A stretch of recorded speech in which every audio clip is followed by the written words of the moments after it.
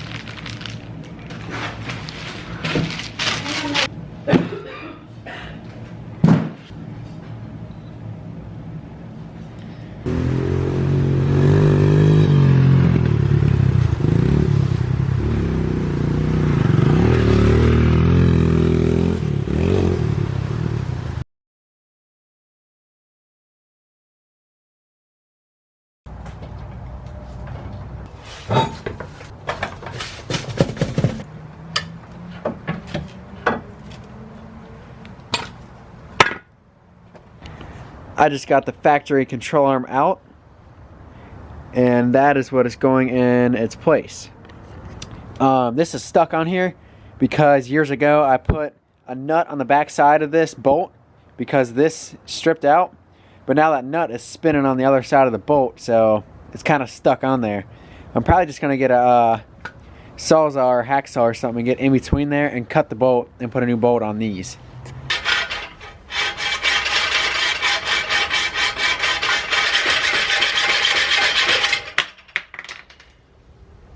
So the reason I'm switching from the stock lower control arm to the aftermarket tubular control arm with the Heim joints is because I'm pushing like over 450 horsepower.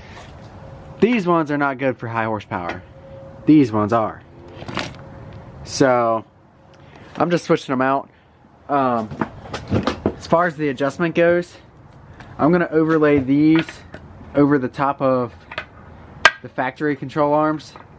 And I'm gonna try to eyeball as close as I can get with these Heim joints before I put it back on. So I put these bolts in first. They fall in line with the factory control arm, and you can kind of get an idea of what I'm doing. So like that one, I'm trying to line up as close as I can. This hole to that hole, and then this hole to that hole. You can see it's pretty far off how it is right now. So I'm gonna move this out a couple turns to align with that. Alright, so as you can see, these bolts are in line with the lower the tubular control arm. These are for the ball joint.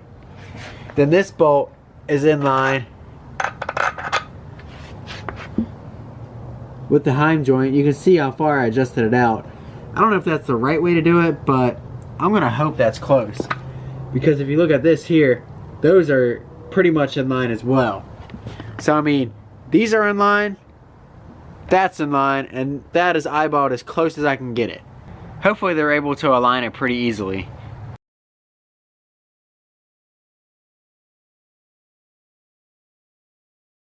I got the control arm on. It is all mounted, bolted down and tight. Got the ball joint on back here. And got the two mounts on, one back there and one back there. Dude, this thing is sick. So I got one side on, and I'm gonna try to get the other side on tomorrow. So I'm in the process of working on the passenger side now. I forgot. This bolt right here hits the oil pan when you try to remove it.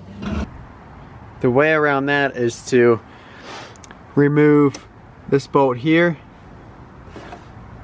And then there's one underneath this coolant ball.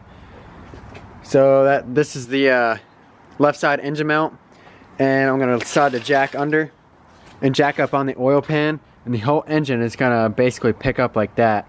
It'll give me just enough room to get that bolt out.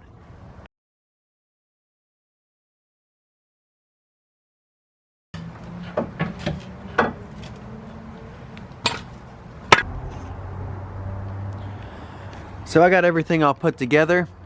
I actually put the wheel on and I just took it back off because I realized we have a slight problem. So it's kind of hard to see on video, but there is some back and forth movement there. And it's all coming from the joint that's at the very end or very front of the tie rod. So basically when I grab on this brake disc and move side to side, there's a movement, you know, this way, and it's all coming from the tie rod. I replaced the end link like a year or two ago, and I figured I'd be good with just doing that, but it turns out the whole tie rod is bad. And yeah, there's movement side to side, but there's none up and down. That tells me it's not a ball joint or a sway bar end link. So yeah, I got new tie rods coming, and I'm gonna get those in the mail within the next few days. And that's gonna wrap it up for this video. So stay tuned. You'll see me finish this thing. You'll see me get it aligned, and hopefully you'll be able to see it go down the track a couple more times. Post Pro signing off.